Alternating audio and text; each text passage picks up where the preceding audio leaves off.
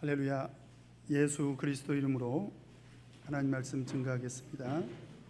먼저 하나님 말씀 요한계시록 1장 9절에서 11절 말씀 찾겠습니다.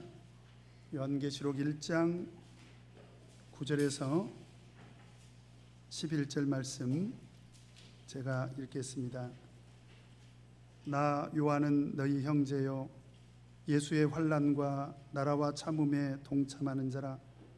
하나님의 말씀과 예수의 증거를 인하여 밤모라 하는 섬에 있었더니 주의 날에 내가 성령에 감동하여 내 뒤에서 나는 나팔 소리 같은 큰 음성을 들으니 가로되 너 보는 것을 책에 써서 에베소, 서머나, 버가모, 두아디라, 사대, 빌라델비아, 라오디기아 일곱 교회에 보내라 하시기로. 아멘. 오늘 이 시간에는 나팔 소리 같은 큰 음성이라는 말씀의 제목으로 같이 은혜를 나누도록 하겠습니다. 현재 우리가 요한계시록을 공부하고 있는데요, 요한계시록은 크게 단락을 세 부분으로 구분할 수가 있습니다. 우리 지난 2시간에 걸쳐서 공부를 했던 요한계시록 1장 1절에서 8절까지 말씀은 서론에 해당되는 그런 말씀이고요, 그리고 1장 9절에서 3장 22절까지 이 내용을 이제 있는 일로 이렇게 구분할 수가 있습니다. 그리고 4장부터 22장까지는 장차 될 일로 이렇게 구분할 수가 있습니다. 그렇게 구분하는 이제 근거가 있죠.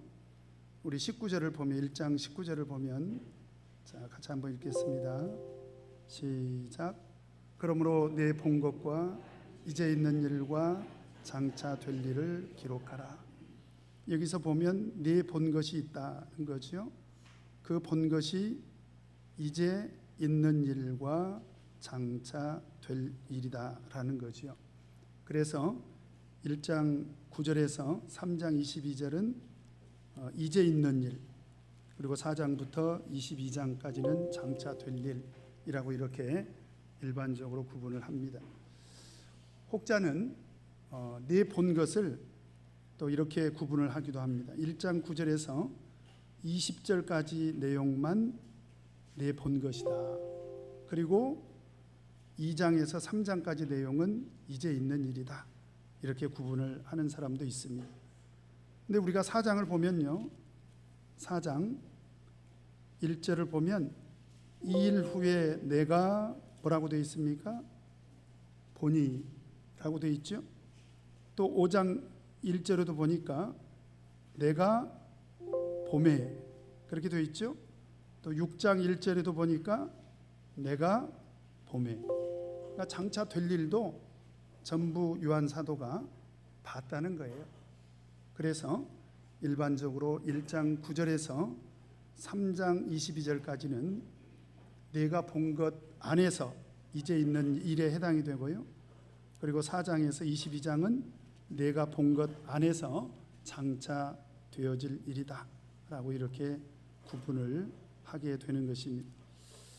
그러면 이제 오늘 이 시간에는 9절에서 11절까지 말씀을 통해서 요한 사도가 이 요한계시록을 전달하게 된 그런 배경을 설명을 하고 있는데요, 9절 먼저 한번 읽어보도록 하겠습니다. 9절 시작.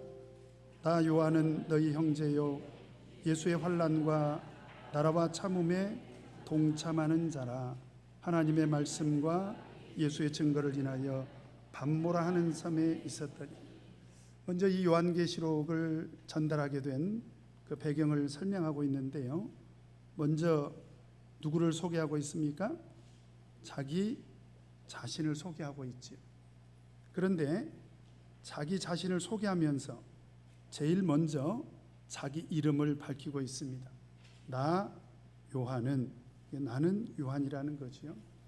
그래서 요한계시록을 써서 전달하게 된 사람은 요한이다 라고 이렇게 자기 이름을 분명히 밝히고 있습니다. 이름을 밝히는 것이 이상한 것이 아니죠. 그런데 우리가 신약 성경에서 요한 사도가 쓴 이 서신서가 몇 개가 있습니까? 요한복음이 있고요. 그 다음에 요한 1서, 그리고 2서, 그리고 3서, 그리고 요한계시록이 있습니다. 그런데 요한 사도가 기록한 이 서신서 5권 가운데 자기 이름을 직접 밝힌 책은 요한계시록밖에 없습니다. 사실 요한복음이나 요한 1서, 2서, 3서에는 자기 이름을 밝힌 적이 없어요. 그러면 요한복음에서 자기를 어떻게 소개하고 있는가? 요한복음 13장 23절에 보면 예수의 제자 중 하나 곧 그의 사랑하시는 자가, 요한복음을 보면 계속해서 반복적으로 예수의 제자 중 하나 곧 그의 어떤 자라고 소개하고 있습니까?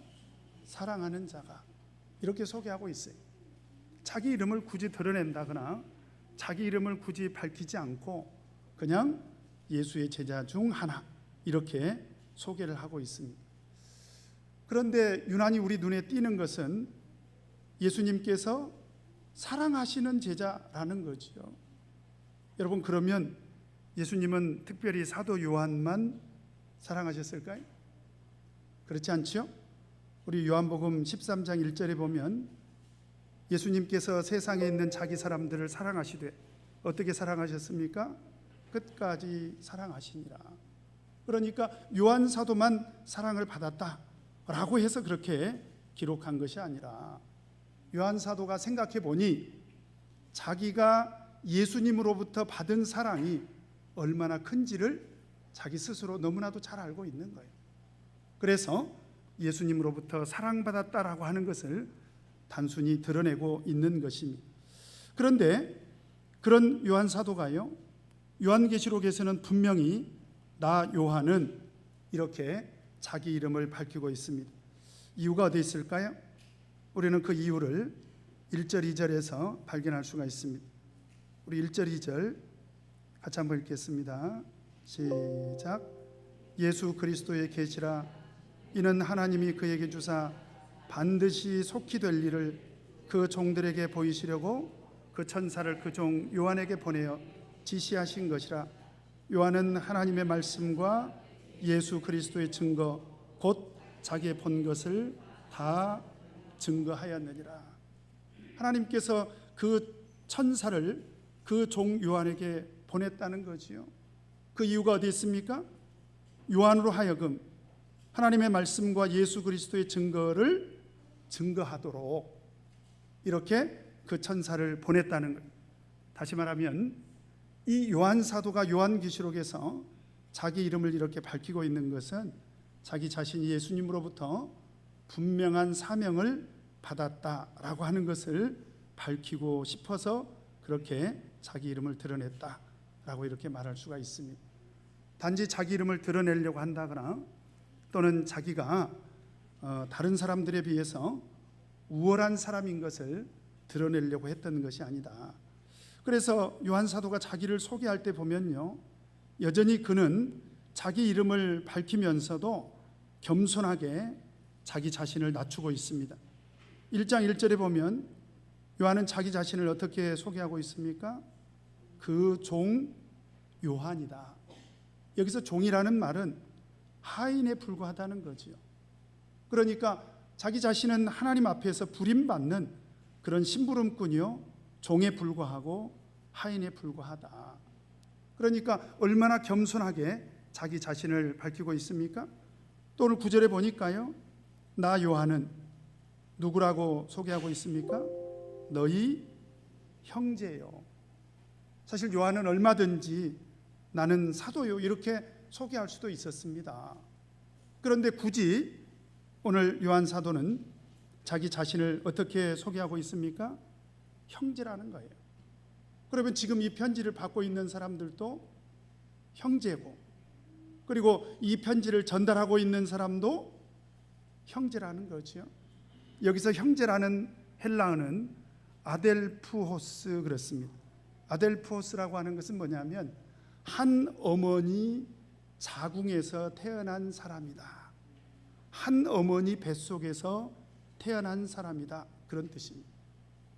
그러니까 오늘 요한 사도가 형제라고 이야기한 것은 뭐냐면, 우리가 영적으로 보면 우리는 그리스도 안에서 거듭난 사람들이지 않습니까? 마치 한 어머니 배에서 태어난 그런 한 형제들처럼 우리는 그리스도 안에서 물과 성령으로 거듭나서 하나님의 자녀들이 똑같이 됐기 때문에 너나 나나 높고 낮음이 없이 다 형제들이다라고 하는 것입니다.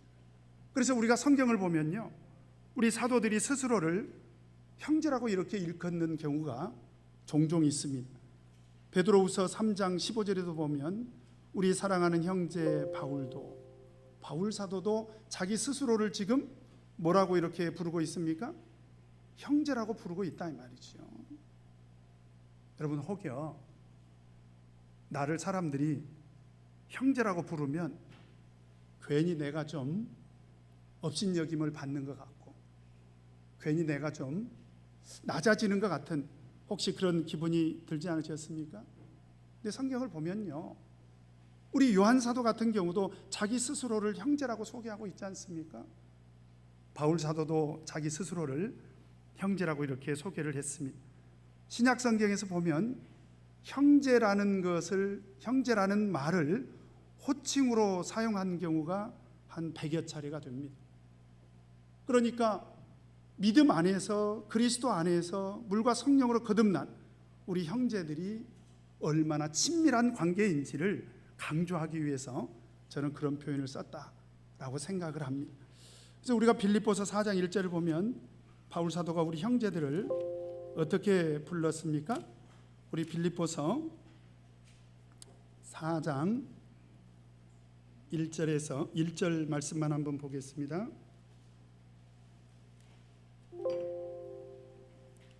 빌립보서 4장 1절 같이 읽겠습니다. 시작. 그러므로 나의 사랑하고 사모하는 형제들, 나의 기쁨이요 면류가 아닌 사랑하는 자들아, 이와 같이 주 안에 살아. 오늘 이 말씀을 보면 이 말씀 안에 우리 그리스도 안에서 형제된 우리 성도들을 바울 사도가 얼마나 사랑하고 있는지 알 수가 있습니다. 여러분, 나의 사랑하고 사모하는 형제들, 좀 닭살 돋지 않습니까? 옆에 계신 분한테 한번 얘기해 보세요. 사랑하고 사모하는 형제님 한번 해봐요. 사랑하고 사모하는 자매님, 닭살 돋지 않습니까? 근데 그만큼 친밀하다는 거예요. 그런데 그 사랑하고 사모하는 이 수식어를 어떤 단어 앞에 붙였느냐? 형제라는 단어 앞에 붙였다는 거예요. 그러니까 이 형제라는 단어는 상대방을 낮추는 말은 아니라는 거예요. 적어도 상대방을 낮추는 그런 말이 아니라 그리스도 안에서 우리는 한 형제가 됐다. 마치 어머니 배에서, 한 배에서 형제들이 태어나는 것처럼 우리는 그런 존재들이다 라고 하는 것을 오늘 요한 사도가 밝히고 있는 것입니다. 뿐만 아니라 더불어서 요한 사도가 자기 자신을 또 어떻게 소개하고 있습니까? 요한계시록 1장 9절을 보면, 자, 같이 한번 읽겠습니다. 시작. 나 요한은 너희 형제요 예수의 환난과 나라와 참음에 동참하는 자라. 우리는 동참하는 자라는 거예요. 동참이라는 것은 같이 지금 한 자리에 있다는 거예요. 같이 참여하고 있다는 것입니다. 우리 지금 이 예배 시간에 같이 동참하고 있죠? 동참을 말하는 거예요. 그런데 어디에 동참했다는 것입니까? 예수의 환난과 그리고 그의 나라와 그리고 예수의 참음에 동참하고 있다. 여기서 예수의라고 하는 헬라어는 엔 예수스 그렇습니다. 이 말은 무슨 의미가 있냐면 예수 안에서라는 말입니다. 예수 안에서. 그러니까 예수 그리스도 안에서 당하고 있는 환난, 그리고 예수 그리스도 안에 있는 나라, 그리고 예수 그리스도 안에서의 참음에 동참하고 있다. 누가요? 이 편지를 받고 있는 형제들과 지금 요한 사도가 그렇게 동참하고 있다는 거예요. 여러분, 이것은 무엇을 말하냐면 우리가 예수님을 지금 믿고 있지 않습니까? 그런데 예수 그리스도를 믿음으로 말미암아 우리는 불가피하게 환난을 당하게 됩니다. 육신적으로 또는 정신적으로 또는 신앙적으로 우리는 많은 환난을 받을 수밖에 없어요. 그래서 사도행전 14장 22절에 보면 바울 사도가 이런 얘기를 했지 않습니까? 제자들의 마음을 굳게 하여 이 믿음에 거하라 권하고 또 우리가 하나님 나라에 들어가려면 무엇을 겪어야 할 것이라? 많은 환난을 겪어야 할 것이라. 그러니까 우리가 예수 그리스도를 믿는 그 믿음으로 인해서 어쩔 수 없이 필연적으로 우리는 환난을 겪을 수밖에 없는데, 우리가 왜 형제가 됐느냐? 우리가 형제가 된 것은 우리가 한 어머니 뱃속에서 태어난 형제인 것처럼 우리가 영적으로 물과 성령으로 거듭난 그런 형제가 된 것은 이런 예수 그리스도를 믿음으로 말미암아 겪게 되는 이 환난에 동참을 하게 됐다라는 것입니다. 그래서 우리는 형제라는 거예요. 뿐만 아니라 그런 환난만 겪는 것이 아니라 어디에도 동참하게 된다는 것입니까? 바로 하나님의 나라에도 동참하게 된다. 여기서 말하는 그의 나라는 바로 예수 그리스도로 말미암아 우리에게 주어지는 하나님의 영광을 말하는 것입니다. 그래서 로마서 8장 17절에 보면 이런 말씀이 있죠. 자, 우리 로마서 8장 17절 18절 같이 한번 읽겠습니다. 로마서 8장 17절 18절 같이 읽겠습니다.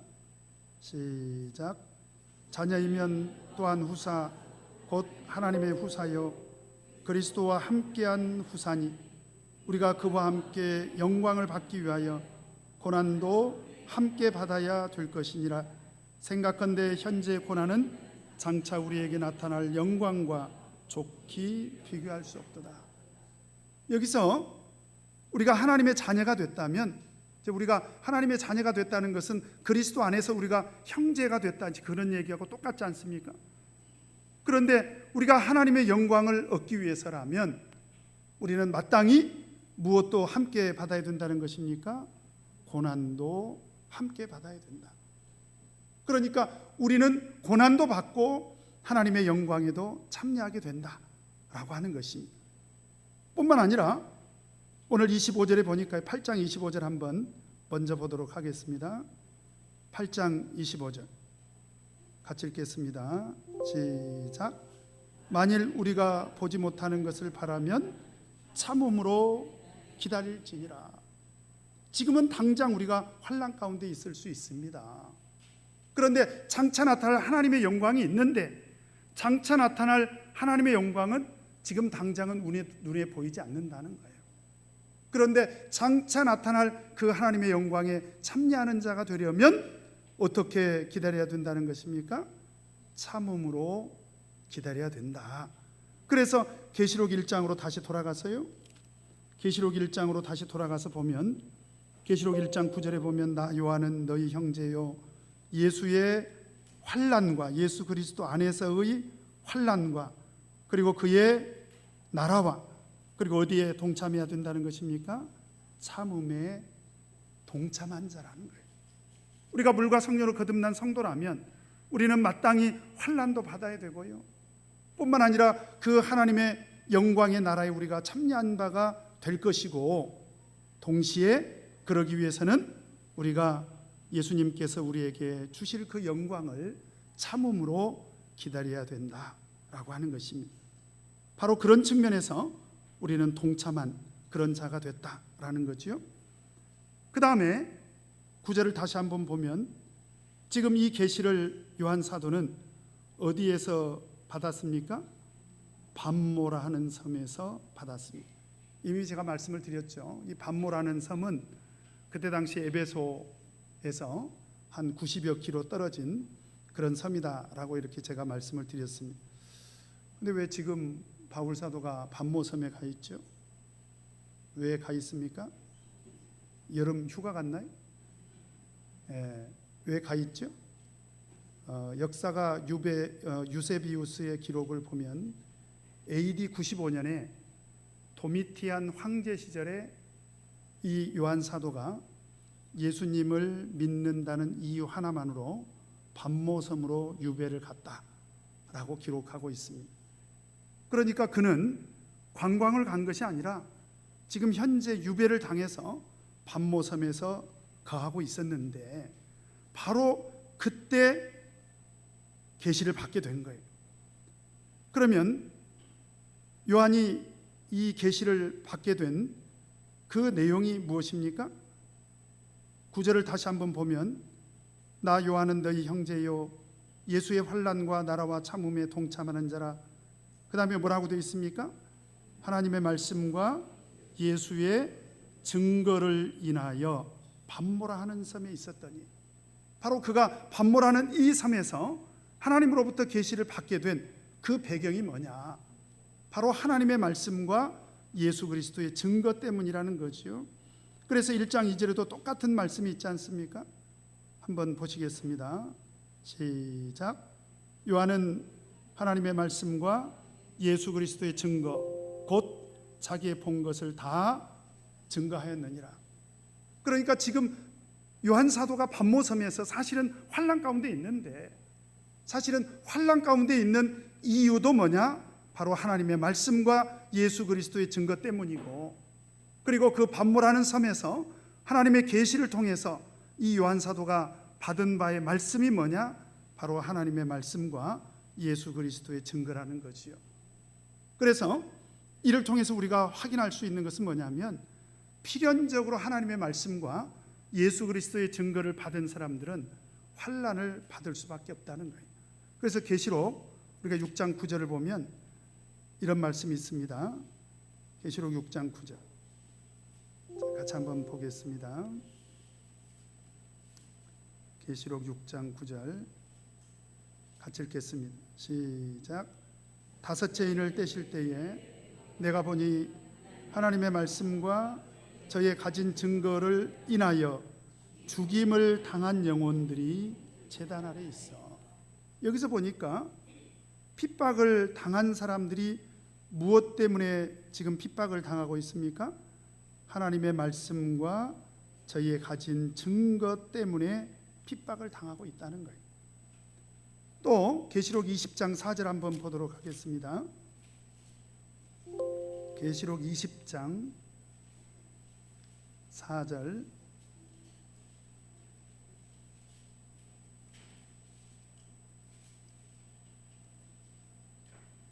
같이 읽겠습니다. 시작. 또 내가 보좌들을 보니 거기 앉은 자들이 있어 심판하는 권세를 받았더라. 또 내가 보니 예수의 증거와 하나님의 말씀을 인하여 목배임을 받은 자의 영혼들과 또 짐승과 그의 우상에게 경배하지도 아니하고 이마와 손에 그의 표를 받지도 아니한 자들이 살아서 그리스도로 더불어 1000년 동안 왕노릇하니. 여기서 보니까 요한 사도가 본 것은 뭐냐면 예수의 증거와 하나님의 말씀을 인하여 목배임을 받은 자들이 등장한다는 것입니다. 그러니까 필연적으로 하나님의 말씀과 예수 그리스도의 증거를 받은 사람들은 환난과 핍박을 겪을 수밖에 없다. 바로 이것이 우리의 신앙이라는 거죠. 그러니까 말세를 살아가는 우리 성도들이 하나님의 계시된 이 말씀을 통해서 우리가 받을 말씀이 뭐냐? 바로 하나님의 말씀과 예수 그리스도의 증거지요. 그리고 그 하나님의 말씀과 예수 그리스도의 증거를 받은 사람들은 필연적으로 환난과 핍박을 받을 수밖에 없다. 사실 두려운 일이지요. 그럼에도 불구하고 우리는 이 하나님의 말씀과 예수의 증거를 받고, 그리고 이 말씀을 끝까지 지켜야 구원을 받을 수가 있습니다. 그러면 오늘 요한 사도가, 제가 바울 사도가 입에 붙어가지고요 계속 바울 사도라고 하죠. 바울 사도라고 하더라도 요한 사도로 이해하시기 바랍니다. 이제 요한 사도가 이 계시를 언제 받았습니까? 10절 같이 한번 읽겠습니다. 시작. 주의 날에 내가 성령에 감동하여 내 뒤에서 나는 나팔 소리 같은 큰 음성을 들으니, 여기서 보니까 요한 사도가 언제 계시를 받았습니까? 주의 날에.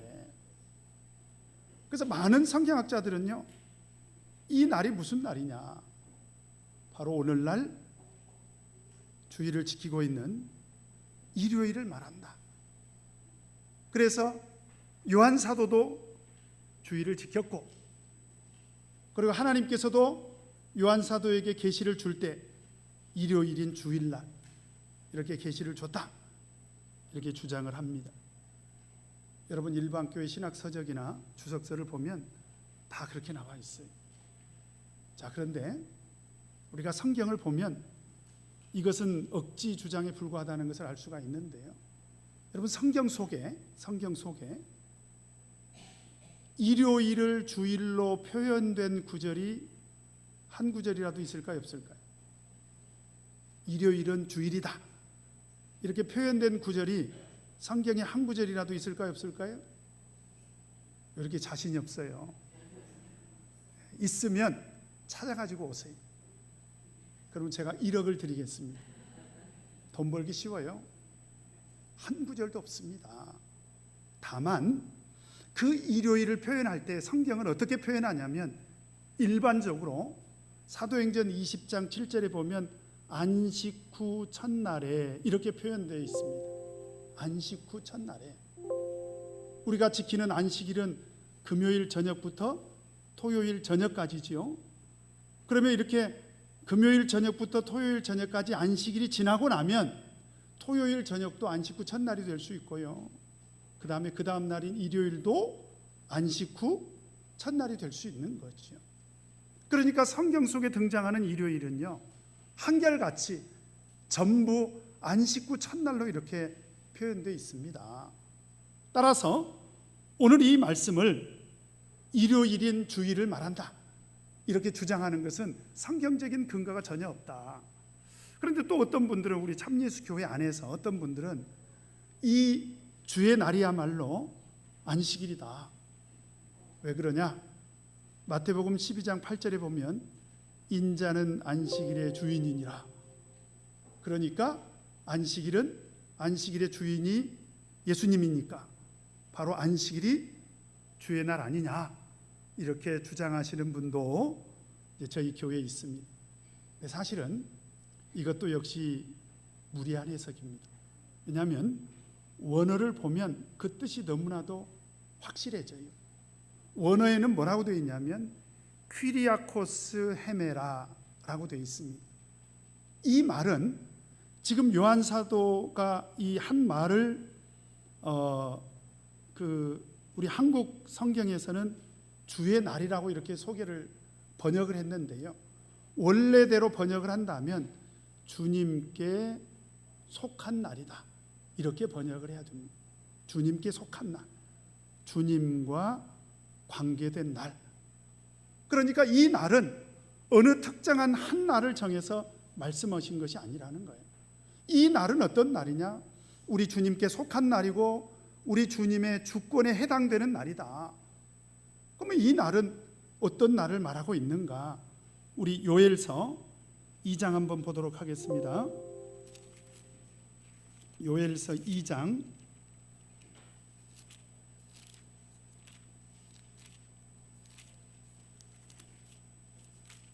요엘서 2장 31절.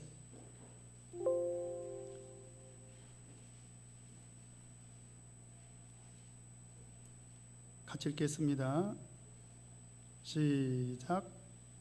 여호와의 크고 두려운 날이 이르기 전에 해가 어두워지고 달이 핏빛같이 변하려니와. 여기서 보면 여호와의 크고 두려운 날이 등장을 하지요. 자, 그 날이 어떤 날일까요? 우리 베드로후서 3장 10절 한번 보도록 하겠습니다. 자, 자, 똑같은 말씀이 베드로후서 3장 10절 같이 읽겠습니다. 시작. 그러나 주의 날이 도적같이 오리니 그날에는 하늘이 큰 소리로 떠나가고 체질이 뜨거운 불에 풀어지고 땅과 그 중에 있는 모든 일이 드러나리로다. 여기서 또 주의 날이 등장하죠. 자, 이 두 구절을 참고해서 우리가 계시록에서 이야기하고 있는 이 주의 날은 어떤 특정한 날을 말하는 것이 아니라 어느 때를 말하고 있습니까? 종말의 때, 그렇죠? 하나님의 심판의 날을 말하고 있는 것입니다. 그래서 이 날을 어느 특정한 날로 정해서 주일이라거나 또는 안식일이라거나 이렇게 해석할 수는 없다라고 하는 거죠. 그 다음 말씀을 보면 그게 분명해집니다. 자, 1장 10절에 보면 다시 계시록으로 돌아왔어요. 자, 계시록 1장 10절을 보면 같이 읽겠습니다. 시작. 주의 날에 내가 성령에 감동하여 내 뒤에서 나는 나팔 소리 같은 큰 음성을 들으니. 지금 주의 날에 내가 무엇에 감동이 됐다는 것입니까? 성령에 감동이 됐다. 이것은 인간적으로 내가 어떤 것을 생각해서 말하거나 또는 어떤 자연적인 현상에 따른 그런 경험을 말하는 것이 아니라 철저하게 영 안에서, 성령 안에서 경험한 것이라는 거예요. 성령 안에서 경험한 거다. 근데 원어를 보면 더 분명해지는 것이요, 오늘 9절에 보면 밤모라 하는 섬에 있었더니 라고 되어 있죠. 섬에 있었더니, 그 있다라는 단어가 헬라어로 기노마이 그렇습니다. 기노마이라는 것은 있다, 되다, 발생하다. 그래서 어떤 현상에 대한 원인을 말하는 거예요. 그런데 오늘 10절에 있는 성령에 감동하여, 이 감동하다라는 단어도 동일하게 기노마입니다. 그러니까 지금 바울 사도가 오늘 이렇게 보고 듣게 된 모든 것들은 다 어디에서 일어난 일이라는 거예요? 영 안에서, 성령 안에서 일어난 일이라는 거예요. 그러니 성령 안에서 일어난 일이기 때문에 사실 그 안에서의 시간은 초월적인 그런 시간을 말하고 있는 것입니다. 그래서 그가 성령 안에서 어떤 것을 듣고 봅니까? 우리 10절 같이 한번 읽겠습니다. 시작. 주의 날에 내가 성령에 감동하여 내 뒤에서 나는 나팔 소리 같은 큰 음성을 들으니. 지금 요한 사도가 뒤에서 나는 어떤 모습인지 아직은 보질 않았습니다. 그런데 뒤에서 나는 큰 음성을 듣게 되는데요, 마치 그 음성 소리가 어떤 소리와도 같다라고 기록하고 있습니까? 나팔 소리 같더라. 이 말씀은요, 이 음성은 바로 예수 그리스도의 음성을 말하는데요, 12절 13절 같이 한번 읽겠습니다. 시작. 몸을 돌이켜 나더러 말한 음성을 알아보려고 하여 돌이킬 때에 7 금촛대를 보았는데 촛대 사이에 인자 같은 이가 발에 끌리는 옷을 입고 가슴에 금띠를 띠고. 여기서 인자 같은 이는 당연히 예수님이시죠. 그죠? 예수님이십니다. 그래서 그 음성의 소리를, 그 음성 소리는 누가 내신 것입니까? 바로 예수님의 목소리를 말하는 것입니다. 그래서 우리가 출애굽기 19장에 보면 하나님께서 그 시내산에 나타나셔서 모세에게 말씀하실 때 어떤 장면이 연출이 됩니까? 자, 우리 출애굽기 19장 한번 보도록 하겠습니다. 출애굽기 19장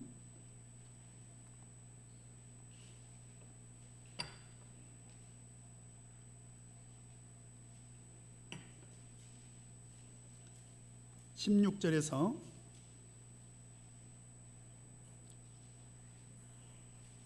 19절까지 같이 한번 읽겠습니다. 시작. 제3일 아침에 우레와 번개와 빽빽한 구름이 산 위에 있고 나팔 소리가 심히 크니 진중 모든 백성이 다 떨더라. 모세가 하나님을 맞으려고 백성을 거느리고 진에서 나오매 그들이 산 기슭에 섰더니 시내산에 연기가 자욱하니 여호와께서 불 가운데서 거기 강림하심이라. 그 연기가 옹기점 연기같이 떠오르고 온 산이 크게 진동하며 나팔 소리가 점점 커질 때에 모세가 말한즉 하나님이 음성으로 대답하시더라. 굉장히 장엄하게, 그리고 하나님께서 큰 음성으로 모세에게 들려주시는 그런 소리 우리가 들을 수가 있습니다. 오늘 요한 사도가 들은 것도 동일한 그런 장면이라고 우리가 상징적으로 이해할 수가 있죠. 자, 그런데 오늘 예수님의 음성을 뭘로 비유를 했냐면 무엇으로 비유를 했습니까? 나팔 소리로 비유를 했다라는 거죠. 여러분, 그래서 성경 속에 등장하는 나팔 소리는요, 영적으로 몇 가지 의미가 있는데, 자, 성경 구절 109절만 한번 찾아보도록 하겠습니다. 민수기 10장. 자, 성경 속에서 나팔 소리는 어떤 의미로 사용이 됐는지 우리 성경 109절만 한번 찾아보도록 하겠습니다. 민수기 10장 2절 같이 읽겠습니다. 시작. 은나팔 둘을 만들되 쳐서 만들어서 그것으로 회중을 소집하며 진을 진행케 할 것이라. 여기서 나팔의 역할이 뭐예요? 회중을 소집할 때 나팔 소리가 들렸고요, 그리고 소집해서 그 회중들을 앞으로 진행하게 할 때 이 나팔 소리를 불었습니다. 그 다음에 민수기 10장 9절을 한번 보도록 하겠습니다. 10장 9절 같이 읽겠습니다. 시작. 또 너희 땅에서 너희가 자기를 압박하는 대적을 치러 나갈 때에는 나팔을 울려 불지니 그리하면 너희 하나님 여호와가 너희를 기억하고 너희를 너희 대적에게서 구원하리라. 언제 또 나팔 소리를 불라는 것입니까? 전쟁에 나갈 때, 전쟁에 나갈 때. 그 다음에 10장 10절에 보면, 같이 한번 읽겠습니다. 시작. 또 너희 희락의 날과 너희 정한 절기와 월삭에는 번제물의 위에와 화목제물의 위에 나팔을 불라. 그로 말미암아 너희 하나님이 너희를 기억하리라. 나는 너희 하나님 여호와니라. 언제 또 나팔을 붑니까? 명절에, 절기가 되면 바로 그 절기 때도 나팔을 불라는 것입니다. 그 다음에 신약 성경을 보면, 자, 우리 신약 성경 고린도전서 15장 한번 보도록 하겠습니다. 고린도전서 15장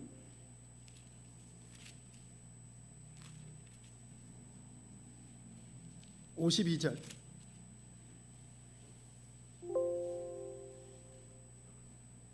같이 읽겠습니다. 시작. 나팔 소리가 나매 죽은 자들이 썩지 아니할 것으로 다시 살고 우리도 변화하리라. 이 나팔 소리로 인해서 죽은 자들이 다시 부활하게 되는 그런 놀라운 일에 대해서 이야기를 하고 있는데, 이 말씀은 계시록과 관계가 있죠. 또 우리 데살로니가전서 4장 16절 한번 보도록 하겠습니다. 데살로니가전서 4장 16절 같이 읽겠습니다. 시작. 주께서 호령과 천사장의 소리와 하나님의 나팔로 친히 하늘로 쫓아 강림하시리니 그리스도 안에서 죽은 자들이 먼저 일어나고. 이것도 예수님께서 하늘로 쫓아 강림하실 때, 재림하실 때 어떤 소리와 함께 강림하신다라는 것입니까? 나팔 소리와 함께 강림하신다. 이것도 역시 계시록과 관계가 있습니다. 뿐만 아니라 계시록 8장 7절에 보면, 자, 계시록 8장 한번 보도록 하겠습니다. 계시록 8장 7절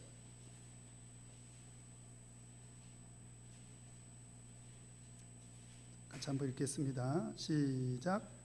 첫째 천사가 나팔을 부니 피 섞인 우박과 불이 나서 땅에 쏟아지매 땅의 3분의 1이 타서 사위고 수목의 3분의 1도 타서 사위고 각종 푸른 풀도 타서 사위더라. 그리고 둘째 천사가 나팔을 불고 셋째 천사가 나팔을 불고 일곱째 천사까지 나팔을 불 때마다 이 땅에 재앙이 일어납니다.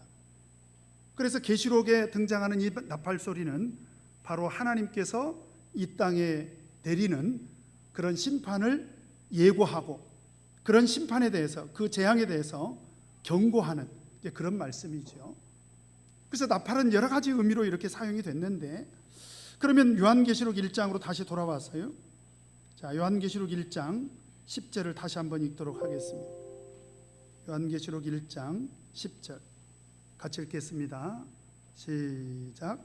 주의 날에 내가 성령에 감동하여 내 뒤에서 나는 나팔 소리 같은 큰 음성을 들으니, 나팔이 울린 거예요? 나팔 소리 같은 큰 음성을 들은 거예요? 나팔 소리 같은 큰 음성을 들은 것입니다. 나팔 소리는 아니지요. 그런데 주로 우리가 성경 속에서 보면 이 나팔 소리는 언제 울려 퍼졌습니까? 주로 경고할 때, 그죠?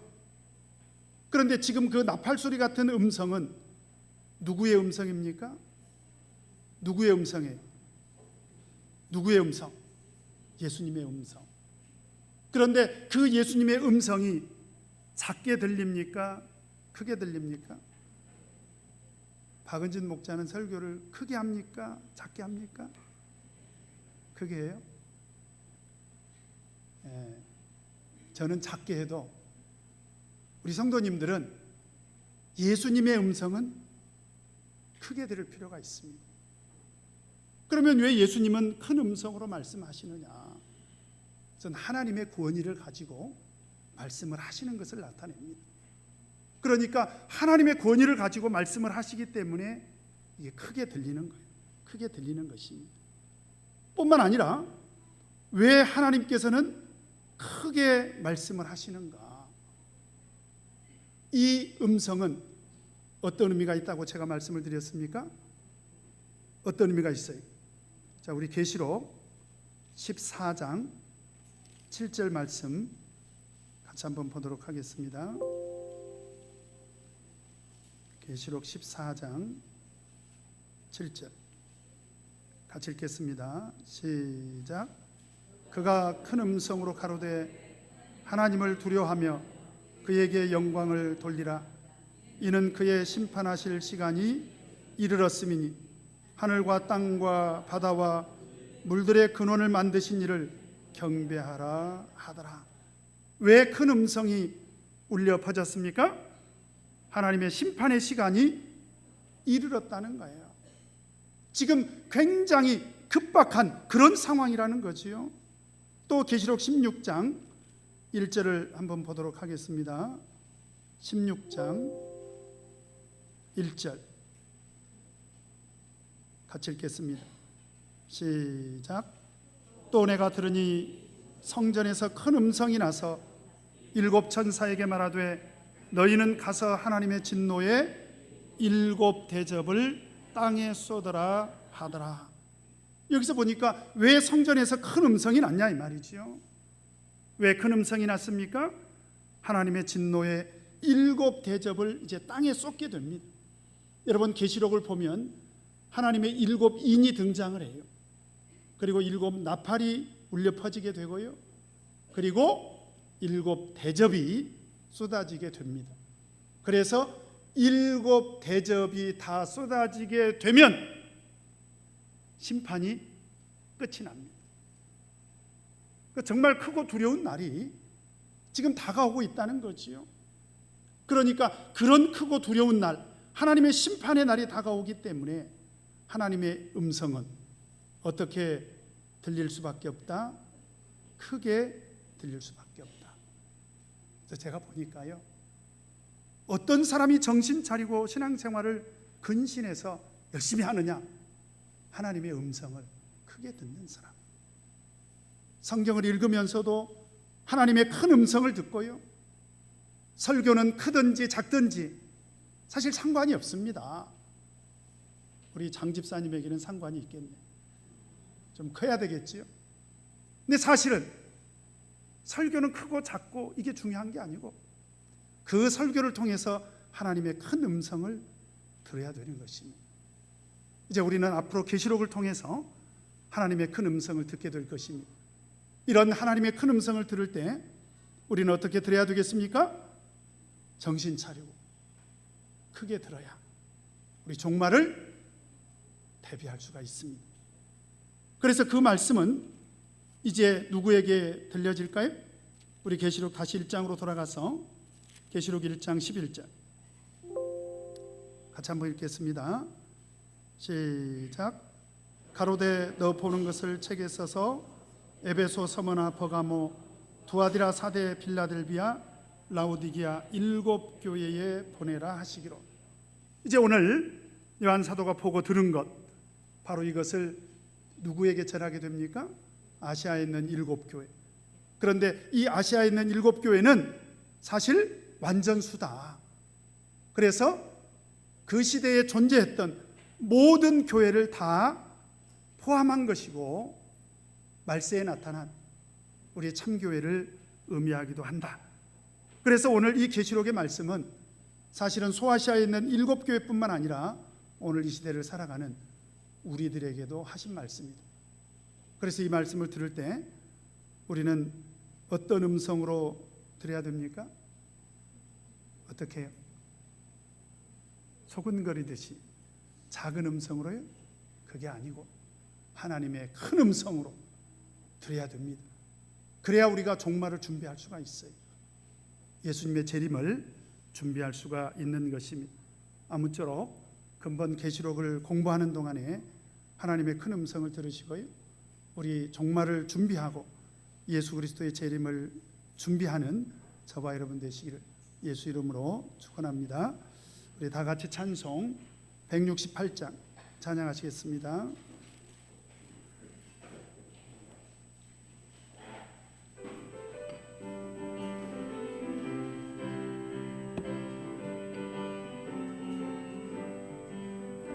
하나님의 나팔 소리 전지진동할 때에 예수 영광 중에 구름 타시고 천사들을 세계 만국 모든 곳에 보내어 구원 얻은 성도들을 모으리. 나팔 불 때 나의 이름, 나팔 불 때 나의 이름, 나팔 불 때 나의 이름, 부를 때에 잔치 참여하겠네. 무덤 속에 잠자던 자 그때 다시 일어나 영화로운 구할 승리 얻으리. 주의 택한 모든 성도 구름 타고 올라가 공중에서 주의 얼굴 배우리. 나팔 불 때 나의 이름, 나팔 불 때 나의 이름, 나팔 불 때 나의 이름, 부를 때에 잔치 참여하겠네. 주님 다시 오실 날을 우리 알 수 없으니 항상 기도하고 깨어 있어서 기쁨으로 보좌 앞에 우리 나가서도록 그때까지 참고 기다리겠네. 나팔 불 때 나의 이름, 나팔 불 때 나의 이름, 나팔 불 때 나의 이름, 오를 때에 잔치 참여하겠네.